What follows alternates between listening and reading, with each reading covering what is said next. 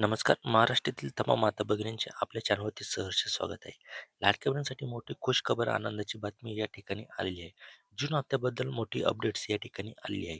त्याआधी तुम्ही मला कमेंट करून सांगायचं आहे की तुम्हाला मे महिन्याचे ₹1500 हे जमा झालेले आहेत का?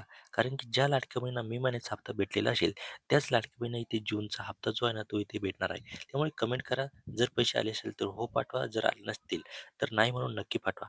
आता बघूया जून महिन्याचा जो हप्ता आहे ना, हा हप्ता आपल्या अकाउंटवर कधी जमा होऊ शकतो. तर बघा, आपला जो मे महिन्याचा हप्ता आहे ना, हा 15 जून ते 18 जूनच्या दरम्यान खूप साऱ्या लाडक्या बहिणींच्या अकाउंटवरती जमा झालेला आहे.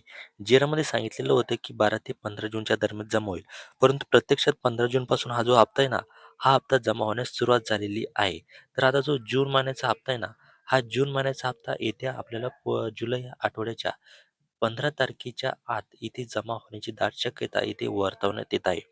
नाहीतर आपल्याला पुढच्या आठवड्यामध्ये म्हणजे शेवटच्या आठवड्यामध्ये जूनच्या या शेवटच्या आठवड्यामध्ये वटपौर्णिमा असल्यामुळे वटपौर्णिमेच्या निमित्ताने सुद्धा इथे आपल्या अकाउंटवर जो जून महिन्याचा हप्ता आहे, हा जून महिन्याचा हप्ता आपल्या अकाउंटवरती इथे जमा होऊ शकतो.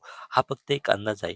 आणि त्यानंतर सगळ्यात मोठी बातमी म्हणजे इथे खूप साऱ्या ज्या लाडक्या बहिणींना ह्या नागपूरमधून सुद्धा इथे अपात्र होण्याची शक्यता आहे. जवळजवळ 1 लाखापर्यंत ज्या लाडक्या बहिणींना त्या इथे अपात्र होण्याची शक्यता इथे वर्तवण्यात येत आहे. त्यामुळे तुमचे जर के-वाय-सी पूर्ण झाले नसेल तर ते लक्ष द्या. त्यानंतर तुमचं उत्पन्न व्यवस्थित आहे का ते बघा आणि तुमची ई-के-वाय-सी झालेली आहे का बँकेची ते सुद्धा एकदा कमेंटच्या माध्यमातून आम्हाला सांगा.